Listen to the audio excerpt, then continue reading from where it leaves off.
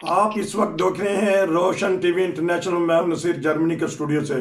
Supreme court के फैसले पे बात करेंगे और पाकिस्तान की मौजूदा जो सियासी सूरत हाल है उस पे बात करेंगे। मेरे साथ हैं हाई कोर्ट के जो वकील हैं उनके पास, और मेरे पास साथ हैं स्वीडन से अब्दुल कुजूम साहब। सबसे पहले मैं वकील साहब से पता करूंगा कैसा फैसला देख रहे हैं। वो चहम गोइयाँ हो रही हैं, मुतनाज़ा बनाया जा रहा है फैसला। पहले सुप्रीम कोर्ट को, जजेस को मुतनाज़ा बनाया जा गया था, अब इस फैसले के ऊपर बातें हो रही हैं। जी बताइएगा सरदार साहब, सबसे पहले आप। जी अस्सलाम वालेकुम। वाले देखिए नसीर साहब, बात ये है कि कुछ मामला जो है वो पता नहीं उसको उनका कोई मामला कहीं और से बिगड़ा हुआ है कि हर सीधा काम भी उल्टा पड़ रहा है। देखें बात ये है, सुप्रीम कोर्ट के फैसले पे हम पहले थोड़े से बाद में जाते हैं। सिर्फ ये देख लें कि पिछले साल सवा साल से शायद सियासतदान अपनी नीयत साफ रख के भी बहुत कुछ कर रहे होंगे, लेकिन उस सारे का जो है वो उल्ट पड़ रहा है, और इस तरह इदारे जो कर रहे हैं उसका जो असरात वो मंफी पड़ रहे हैं। पहली बात ये है कि जो जजेस हैं, जजेस को हमेशा अपने आप को हर मामले से, हर तरह की कंट्रोवर्सी से दूर रखना पड़ता है, और रखना भी चाहिए। कि जब जज को अंदाजा हो जाए किसी कोर्ट में बैठे हुए कि मेरे सामने जो साहिल खड़ा है ये मेरी बात से मुतमिन नहीं है, तो कानून ये कहता है कि जज वहां से उस केस को छोड़ दे। अब बदकिस्मती ये है कि यहाँ पे चूंकि बहुत सारी चीजें इतनी कंफ्यूजन का शिकार हैं कि सुना ये है कि बदियाल साहब की बेटी एक जो है वो पीटीआई की मेंबर है, बल्कि उन्होंने कहा भी इस जगह पे जी हम बच्चों की वजह से मजबूरी होते हैं।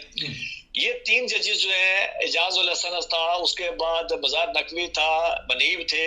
इनका आपने याद होगा, आपने पिछले साल अगस्त के अंदर जब सुप्रीम जुडिशल काउंसिल का इजलास बुलाया गया जिसमें फैसला ने खत लिखा था और कहा था कि ये वक्त नहीं था। ये इस तरह की उसकी अपनी जो है वो कंपोजिशन वो मुतनाजा किसी और ने नहीं की, सुप्रीम कोर्ट ने खुद की। अभी जब इस केस को सुनने लगे तो जो दो मास्टर जजेस ने कहा जी कि ये आपने जो 100 वोट एक्शन लिया है ये बेसिक फलान जगह पे था।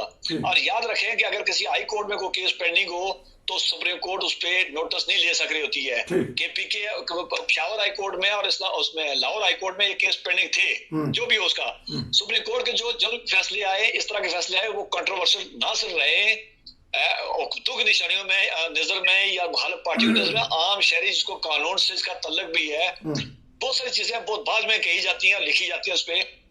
अब ये फैसला आया। पहली बात ये कि सदर पाकिस्तान ने जो फैसला उस दिन उन्होंने अनाउंस किया, मैंने उस पर पहले बात की थी कि सदर पाकिस्तान चूंकि वफाक की निशानी होती है, पूरे पाकिस्तान की पहचान होती है, उन्होंने जो फैसला किया 9 अप्रैल का, 9 अप्रैल ईस्टर का दिन है। ईस्टर ईसाइयों की ईद होती है। पीके और पंजाब के अंदर ईसाई बरादरी सबसे ज्यादा रहती है, और जब वो रहती है तो उनको ईद वाले दिन आपने इलेक्शन रखे, इसको आउट करने की कोशिश की है। एक गलत बात थी, उसको रजू करना चाहिए था। अच्छा, किसी ने उस पर बात नहीं की सुप्रीम कोर्ट में। अब फैसले पे आ जाते हैं। जब ये बेंच बनाया गया तो आपको याद होगा कि दो माजर जजेस ने उन्होंने कहा जी कि आप ये 100 वोट एक्शन नहीं ले सकते, चूंकि दरखास्त आई हुई थी। तो आपने उस दरखास्त को पहले वो जो मोहम्मद खान वाला वो मामला जो था डोगर वाला, आप याद रखें, उसको जब लिया उन्होंने एक्शन लिया। मोहम्मद खान किस करतूत का वो भी सबको मालूम है, ठीक है, कि उसमें दो बातें नहीं है। हम चूंकि मुसीबत यह है कि जब अपने सियासी जमातों को सच मानने, मेरी कोई सियासी जमात नहीं है, मैं खुल के बात करता हूँ। मोहम्मद खान डोगर वाले मामला जो थे उस पर सुप्रीम कोर्ट ने नोटिस लिया, और उसके बाद जो मामला हुए वहां भी ये सुप्रीम कोर्ट को उन्होंने इलेक्शन कमीशन को बुला के एक बात की इस पे, और उसी पे बाद में वो चलते रहे। दो माजर जजेस ने कहा जी आप 100 वोट एक्शन नहीं ले सकते हैं, और एक ने कहा था, अतर मंडला ने कहा कि जी असेंबली टूटी थी। असेंबली टूटना बेसिक कंट्रोवर्शियल इसलिए था कि इमरान खान उन असेंबली के मेंबर नहीं थे, और ये सुप्रीम कोर्ट का पहला फैसला भी आ चुका था। इसी तरह फैसला जब वफाक में वोट आई थी तो तब भी आया था, जब पंजाब में वोट आई थी तब भी आया था, जब बाद में आया तो उनके कंट्रोवर्शियल फैसले जो हैं जो कौम की नजर में रहेंगे। अब फैसला आ गया है, 90 दिन का फैसला आया। उसके बाद मुझे बताएं कि पाकिस्तान का एक और आईन ये कहता है कि जब इलेक्शन मरदमशुमारी हो रही हो तो इलेक्शन नहीं हो सकती है, क्योंकि उस दौरान पोलिंग नहीं होती है, सिवाय कोई जिमनी इलेक्शन हो, जनरल इलेक्शन नहीं होते हैं। अब एक टेक्निकल बात ये है कि अगर पंजाब में और केपीके में इलेक्शन करवाए जाएंगे, इसका मतलब है नई मर्दमशुमारी के नताज को नहीं देखा जाएगा, पुरानी मर्दमशुमारी पे होगा। जब पुरानी मर्दमशुमारी पे होगा तो इसका मतलब अलकाब बंदियां भी उनकी और तरह की होंगी, और जब जनरल इलेक्शन होंगे तो वो जो जब के सिंध के हुए, बलोचिस्तान के, वो नई मर्दमशुमारी एक नई कंट्रोवर्सी और जन्म लेगी। दूसरी बात, आइन ये कहता है कि जब भी इलेक्शन होंगे तो उन सूबों के अंदर भी निगरान हुकूमतें होंगी। जब ये हुकूमतें जीत के, किसी की भी हुकूमत बने, वो जीत के जब आ जाएंगी तो फिर निगरान हुकूमत का सेटअप क्या होगा? ये दो सवाल जिनका जवाब सुप्रीम कोर्ट ने आज के फैसले में भी डिस्कस नहीं किया। तीसरी बात, आप देख लें कि पाकिस्तान के हालात ये हैं कि पाकिस्तान का 2 से 2.5 अरब डॉलर तक आपका पहुंच चुका है, ज़र बदला पहुंच चुका है, उससे भी नीचे आ चुका है। मुल्क के अंदर बेचैनी है। जब आप इस तरह के होंगे तो IMF का वफद जो उसने 9 मई को जो एक वायदा कर रहा था, वो अब जाते लटकता जा रहा है और उस पर कोई फैसला नहीं हुआ। ऊपर से आपको याद होगा, मैं उस पर किसी दोस्त से जीतने की या किसी दोस्त को जाती तनकीद करने की बात नहीं कर रहा हूँ। आपको याद होगा जो पुराने वजीर खजाना थे, उन्होंने खत भी लिखा था और उनकी टेलीफोन कॉल भी पकड़ी गई थी। इस तरह के जब मामलात होंगे तो इसका सिर्फ इलेक्शन होंगे या नहीं होंगे, चूंकि 90 दिन का सुप्रीम कोर्ट फैसले देती रही है, 4 साल वो उसके भी कहती रही है। इमरान खान के दौर में जब उसकी बलदियाती इलेक्शन के लिए भी फैसले आते रहे हैं, बल्कि एक दफा तो उन्होंने कहा था कि जो पुराने नुमाइंदों को बहाल करके उनको ऑफिस से उनके हवाले कर दिए जाए। किसी ने उनके हवाले नहीं किए थे। फैसले आते रहते हैं, फैसलों पे इम्प्लीमेंट कैसे होगा? अगर इम्प्लीमेंट होगा तो निगरान हुकूमतें कैसे बनेगी? निगरान हुकूमतें नहीं बनेगी तो फिर पुरानी मर्दमशुमारी नई मर्दमशुमारी का क्या होगा? 2 सूबों में जब हुकूमत बन जाएगी तो फिर फाकी हुकूमत का क्या होगी? ये सारे वो मामलात हैं, वो सारे सवालात हैं जिनका जवाब किसी के पास नहीं है। अगर सामने को नजर आ रहा है तो वो बदअमनी नजर आ रही है, बेचारगी नजर आ रही है, उस मुल्क के अंदर फसाद नजर आ रहा है, उस मुल्क के अंदर गुर्बत नजर आ रही है। और सुप्रीम कोर्ट के अपने फैसले जब इदारे मुतनाज़ा होते जाएं तो उसके बाद बचा कुछ नहीं करता है। जवाब देने के लिए हमारे साथ है स्वीडन से, बड़ा अच्छा जवाब देते हैं। क्या खेल खेला जा रहा है बैनुल अक़वामी तौर पे या अंदरूनी सतह पे? स्टैब्लिशमेंट कुछ करवाना चाहती है? क्या होगा हमारे पाकिस्तान का? महंगाई जोरों पे है जी। स्वीडन देखिए नसीर साहब, बात यह है कि ये पिछले पहली बात है जब से ये हुकूमत आई है इस मुल्क के अंदर इंतशार पैदा हुआ है जी। वो इसलिए हुआ कि ये जो लोग हुकूमत में बैठे हैं ये कोई ध्यानदार लोग नहीं है, कोई मुल्क के वफादार नहीं थे, ये खरबों रुपए खाने वाले लोग थे जिन्होंने मुल्क को कंगाल किया। उसमें कातिल हैं, उसमें मनी लॉन्डर्स हैं, उसमें फ्रॉडी हैं। ये इनको हुकूमत दी गई तो पहले दिन से एक इंतशार पैदा किया गया मुल्क के अंदर। फिर जो पैसा था स्टेट बैंक का पाकिस्तान में या मुल्क का, वो इन्होंने बहुत बेदर्दी थे, यानी पानी जैसे कहते बहा देना, गिरा देना, पानी की वैल्यू नहीं है, इस तरह उन्होंने पैसा बहाया। और फिर क्या हुआ कि आज पाकिस्तान एक्चुअली दिवालिया हो चुका है। बड़े बड़े जो आपके इकोनॉमिस्ट है वो ऑलरेडी बहुत दफा कह चुके हैं पाकिस्तान दिवालिया हो चुका है। ये उसकी मरम पट्टी कर रहे हैं और छुपा रहे हैं और इधर उधर से उम्मीदें लगा बैठे, इधर से मिलेगा सब ठीक हो जाएगा, इधर से मिलेगा, कुछ भी नहीं हुआ। IMF वाले भी इनको दे नहीं दे रहे हैं, इवन कल तक IMF वाले भी इनको कहते हैं हम नहीं देंगे। तो ये एक बंदे ने तो यहाँ तक कह दिया कि एक हफ्ते के अंदर IMF ने ना दिया तो ये गवर्नमेंट खुद पाकिस्तान को दिवालिया कर देगी।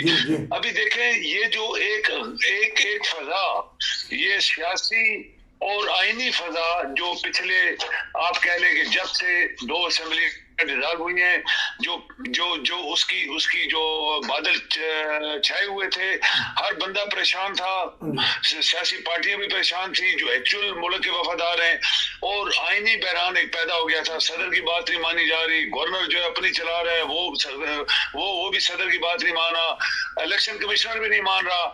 तो एक आईनी बहरान जब पैदा हुआ तो मेरे ख्याल में सुप्रीम कोर्ट ने बहुत जबरदस्त फैसला किया कि उन्होंने खुद एक एक्शन लिया। जैसे घर में अगर आपके बच्चे आपस में लड़ पड़ते हैं, कोई फैसला वो एक दूसरे को मारना शुरू हो जाते हैं, तो फैमिली का हेड जो होता है उसको पकड़ता है, फिर नहीं मैं फैसला करूंगा और तुम लोगों को मानना पड़ेगा। आइन सुप्रीम कोर्ट ने ही उसकी तशरीह करनी होती है, और उन्होंने अगर ना ये किया होता तो आप यकीन करें पाकिस्तान में कत्ल गारत हो जाती, क्योंकि लोग तैयार खड़े हो गए थे कि ये मुल्क में हो क्या रहा है, ये मुल्क किसी के बाप का भी नहीं है। आप 22 करोड़ लोग रहते हैं, हम पाकिस्तानी की बात करते हैं, मजहब को छोड़े अलग करें, 22 करोड़ पाकिस्तानी रहते हैं, उनका मुल्क है, हर बंदे का हक है कि इस मुल्क के अंदर उसको जो उसका हक है उसको मिलना चाहिए। पाकिस्तान में अगर 5-10 बंदे या 5-10 जो खानदान है चढ़ गए हमारे ऊपर और हमें गुलाम बना लें, हमें जानवरों की तरह सलूक करें, हमारे बच्चे भूखे नंगे फिरें और वो अयाशियां करें, खरबों रुपए की जायदादों के ऊपर बैठे हुए हैं, खरबों रुपए के महलों के ऊपर बैठे हुए हैं, जहाज ले लेके पाकिस्तान के घूम रहे हैं, खा रहे हैं। सुप्रीम कोर्ट ने जनाब नसीर साहब जो एक्शन लिया उसको पूरी पाकिस्तानी कौम ने अप्रिशिएट किया है, और उनका आज का फैसला बहुत बड़े बादल जो थे वो छट गए, और एक नई उम्मीद, जैसे कहते हैं ठंडी हवा आ गई, एक नई उम्मीद पैदा हुई है कि अगर दो असेंबली में भी इलेक्शन हो जाते हैं, वहां पे एक नई हुकूमत आ जाती है, उनकी मेजॉरिटी में आ जाती है, तो उनका ये जो तमाम लोग जो पाकिस्तान के दुश्मन हैं, उनकी बहुत सारी प्लानिंग्स, उनकी बहुत सारी वो क्या कहते हैं जो साजिशें थी, वो सारी मिलिया मेट हो जाएंगी, और एक पाकिस्तान 50% पाकिस्तान फिर एक नई राह पे, एक नई डगर पे चलना शुरू हो जाएगा। इससे बड़े बड़े लोगों ने इसकी इस सुप्रीम कोर्ट के एक्शन की तारीफ की है, उसको खुशाइन कहा है, और यकीन करें मैं भी यहाँ यूरोप में रहता हूँ, मैं भी स्वीडन में 2-4 बंदों ने मुझे रिंग किया कि क्यूम साहब ये बहुत अच्छा हो गया है, बहुत बड़ी बला टल गई है, वरना पाकिस्तान में आप यकीन कर लें कि पाकिस्तान के अंदर मार कुटाई कत्ल गारत होती। अच्छा, मैं एक सवाल फिर आप ही से करता हूँ, आखिर में मैं उनसे लूंगा सरदार साहब से। आपने कहा कि IMF अगर नहीं देता तो डिफॉल्ट हो जाएगा, महंगाई तो बड़ी अरूज पे है, असल मसला तो हमारा महंगाई का है, बेरोजगारी का है, बदअमनी का है, तो क्या बताना चाहेंगे कि ये अब सफ लपेट दी जाएगी? लगता है यही है कि अगर सियासतदान बंदे ना बने तो कोई आ जाएगी मुआशी इमरजेंसी। अच्छा, लूट मार पे कोई भी बचा हुआ नहीं है, याद रखें, कोई भी बचा हुआ नहीं है। चले बहुत सारी बातें खुल के आएंगी सामने।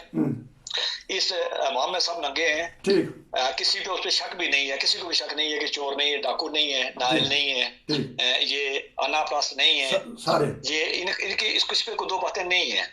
मेरा सवाल सिर्फ मैं इस बात का कह रहा था कि एक और कंफ्यूजन बड़ा है, और वो कंफ्यूजन आने वाले वक्त में साबित हो जाएगा कि कंफ्यूजन चूंकि बहुत सारी चीजों के वो डिस्कस नहीं हुई है जो डिस्कस होनी चाहिए थी, और असेंबली तोड़ने से पहले भी कुछ चीजें डिस्कस होनी चाहिए थी।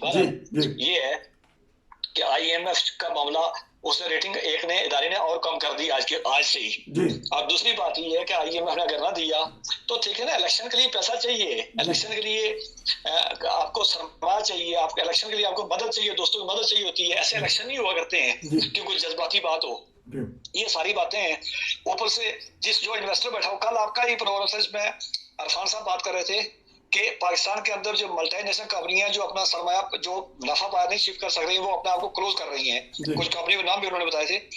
इस तरह के जब मामला हो तो कंफ्यूजन में मुझे बताया कि मेरा स्वीडन में दोस्त है, इनसे मैं कहता हूँ कि इन दिनों पाकिस्तान जाने का सोच सकते नहीं, कोई पाकिस्तानी खुद पाकिस्तान नहीं जा रहे हैं, तो सरमायादार कैसे जाएगा? ये इस फैसले से जो भी फैसला हो, अदालत का फैसला, मैं उस पर ना पार्टी हूँ ना मुझे इलेक्शन आने चाहिए, इसलिए कोई तरीकाकार तो यही है कि इलेक्शन के अलावा कोई रास्ता नहीं होता है। लेकिन मैं समझता हूँ कंफ्यूजन बढ़ेगा और उसके बाद बदअमनी और बढ़ेगी। मैं तो खैर उसकी बात नहीं कर रहा हूँ, जिससे दोस्त ने कहा कि लोग उठेंगे कत्ल करेंगे, मैं तो उस बात का हामी नहीं हूँ, कानून का तालिब इल्म हूँ, तो कानून के हद के अंदर ही रहकर बात करूंगा।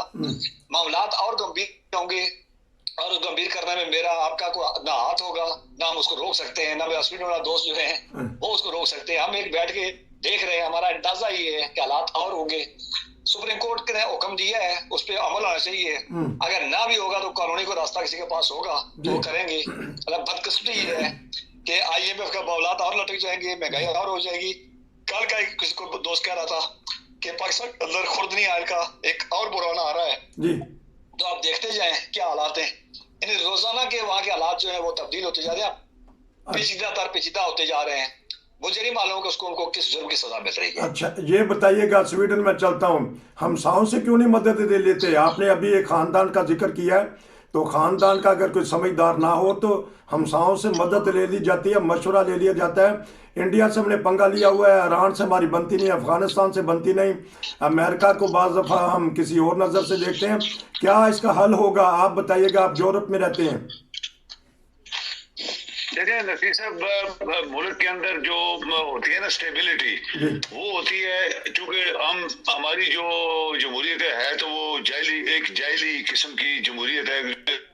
वहाँ पे बड़े बड़े गुंडों का राज जाए, जिसके पास पैसे हैं वो पैसा लगा के जनाब पार्लियामेंट में बैठता है, पैसे का काम नहीं करता मुल्क के लिए, और गाड़ियां बंगले कोठियां मुफ्त में ली हुई हैं, सारा दिन गप्पे मारते हैं, खा पी के घर जाते हैं। पाकिस्तान के लिए 1% काम नहीं किया जा रहा पार्लियामेंट के अंदर। ये वो लोग हैं जो पैसों के जोर पे यहाँ गुंडे, ना उनके पास तालीम है, ना उनके पास अकल है, ना वो वफादार है और ना वो जानदार है। तो ये तो डंडे के जोर पे पार्लियामेंट में बैठे हुए हैं, और ये इस पार्लियामेंट में तो कातिल भी है, मनी लॉन्ड्रर्स हैं, चोर चक्के डाकू सब बैठे हुए हैं, इकट्ठे हो गए हैं सारे। अच्छा, अभी देखें एक सुप्रीम कोर्ट के फैसले से क्या होगा कि जो एक मायूसी हर बंदे के पास, मैं भी मायूस था, ये क्या हो रहा है भाई, कोई मान नहीं रहा। अगर अदालत बीच में ना आती और लोग जो कहते हैं कि उन्होंने 2 जजेस ने बोला क्यों क्यों, वो भी गलत है। वो क्यों भाई, अगर मुल्क की सलामती के लिए कोई एक फैसला सुप्रीम कोर्ट फोर्सफुली भी लागू करती है तो मुल्क की सलामती के लिए हो, और लोग उसके लिए उसके अंदर तस्कीन पाएंगे कि चलो कोई तो बोला ना, किसी के नीचे तो प्रेसिडेंट भी आया, किसी के नीचे इलेक्शन कमिश्नर भी है, किसी के नीचे गवर्नर भी है। अगर ये सारे आपस में लड़ पड़ेंगे तो फिर एक ऐसी फजा जिसको कहते हैं कि बनाना स्टेट बन जाएगी, फिर मार कुटाई होगी ना फिर। तो ये उसको बचाने के लिए सुप्रीम कोर्ट ने बड़ा अच्छा डिसीजन दिया है, हम उसको अप्रिशिएट करते हैं और उम्मीद है। देखिए पैसा बहुत है, मैं आपको बताऊं, हमारे भाई एडवोकेट साहब ने बोला पाकिस्तान के पास बड़ा पैसा है, इन खरबों रुपए तो इन्होंने छुपाया हुआ है। कल एक बंदे ने बोला, जो पुराना फाइनेंस मिनिस्टर था, उसने बोला एक बंदे के अकाउंट में बिलियन रुपीस पड़े हुए हैं, निकालो बाहर, उससे खींचो, इस्तेमाल करो पाकिस्तान के लिए। तो ये कौन है? जरदारी हो सकता है जिसने कुछ नहीं छोड़ा पाकिस्तान का। पाकिस्तान के पास पैसा बहुत है, लेकिन जमहूरियत चलनी चाहिए इसी तरह, ताकि 2 स्टेट में हो जाए इलेक्शन, फिर बाद में सेंट्रल हो जाए, जैसे भी हो, लेकिन जमहूरियत चले, सुकून आ जाए, लोग पुरसकून हो जाए, कुछ थोड़ा डगर आगे चले। और आपके जो बाहर मुल्क बैठे हैं वो सिर्फ देख रहे हैं कि पाकिस्तान की अगर पॉलिटिकल सिचुएशन ठीक होती है तो शायद वो पैसा भी देने के लिए तैयार हो जाएंगे। लेकिन इस हालत में जबकि चोर बैठे हैं, वहां पे डाकू हैं, उन डाकुओं ने तो पाकिस्तान को कंगाल किया है, उनके पास अपने पास बड़ी दौलत है, उन्होंने 1 रुपया वापस नहीं किया पाकिस्तान को। चलो हम देते हैं इस मुश्किल सिचुएशन में, जो पाकिस्तान दर दर के धक्के खा के लोगों से मांग रहे हैं, उन्होंने तो आना नहीं दिया ना, ये तो हम मांग रहे हैं और लोग देने के लिए तैयार नहीं है। हालात थोड़े ठीक हो जाएंगे और फिर अगर इमरान 2/3 मेजॉरिटी से भी ज्यादा लेता है तो मुझे पक्का यकीन है बाहर के मुल्क हमारी मदद करेंगे और मुल्क थोड़ा सा मूव फॉरवर्ड करेगा। और ये इस वक्त की अभी की जो मौजूदा सिचुएशन है उसका ये बेस्ट सोल्यूशन है जो सुप्रीम कोर्ट ने दिया है। बहुत अच्छा आपने बात कर दी, दुआएं बड़ी दे दी हैं अपने अवाम को, और सुप्रीम कोर्ट के फैसले को आपने सराहा है, क्योंकि पूरी दुनिया की नज़रें हमारी सुप्रीम कोर्ट के फैसले पे थी। सबको सुकून मिल गया कि चले इलेक्शन होगा, क्योंकि अवाम की राय से जो रियासतें चलती हैं। आप दोनों का बहुत शुक्रिया, क्योंकि उन्होंने ज़रा जल्दी जाना था, उन्होंने चले गए हैं। आपका भी बहुत शुक्रिया कि आपने इस अहम मौजू पे बात की। नसीर को इजाज़त दीजिए। अस्सलाम वालेकुम। जी वालेकुम, थैंक यू।